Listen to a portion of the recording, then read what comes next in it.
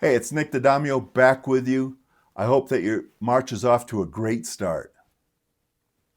If your deals keep stalling, if you're getting ghosted, or you just keep hearing, just email me, I want you to know something. That's not a closing problem. That's a deal control problem. And today I'm going to show you a simple system to fix it using two moves most salespeople skip: multi-threading and upfront contracts. When you combine these, you stop chasing and you start leading. Most deals stall for two reasons. Number one, you're single-threaded. One contact, one champion, one person handling it all. That's fragile. Number two, there's no agreed process, no clear next steps, no decision path, and no expectations. So the buyer defaults to what's easiest. They delay, avoid, or just disappear. If you fix these two things, your pipeline gets cleaner, your forecast gets real, and your confidence comes back. Multi-threading means you're building relationships across buying groups, not just one person. Because in business-to-business sales, decisions are rarely made by just one person. Even if they like you, even if they're excited, they still have to deal with budget problems, legal, operations, security, leadership priorities.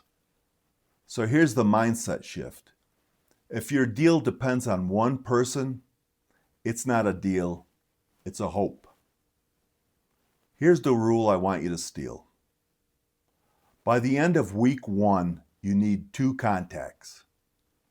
One is your champion, and the second one is someone upstream or adjacent, someone out of finance, an operations person, or ideally the decision maker.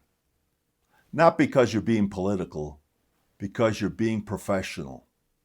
You're reducing risk, and your champion actually benefits because they're not stuck carrying the whole thing alone. You're not trying to go around people, you're trying to go through the process. Here's a simple, non-pushy line to get introduced. Just so I don't make you repeat yourself, who else will weigh in on this decision? Then pause. And follow it up with, would it be helpful if we pulled them into this meeting for the next 15 minutes so we're all aligned? That's not pressure. That's leadership. Now let's talk about the other half of deal control, upfront contracts. Most objections are not real objections. They're symptoms of a missing agreement. When buyers say, just email me, send me something, I need to think about it, circle back next quarter, what they're really saying is, I don't know what happens next, and I'm not confident this is worth a decision. So we prevent it before it shows up. At the start of the call, use this. Gain their agreement quickly. If we're not a fit, will you say so? And if we are, we'll decide the next steps before we end the call. Is that fair?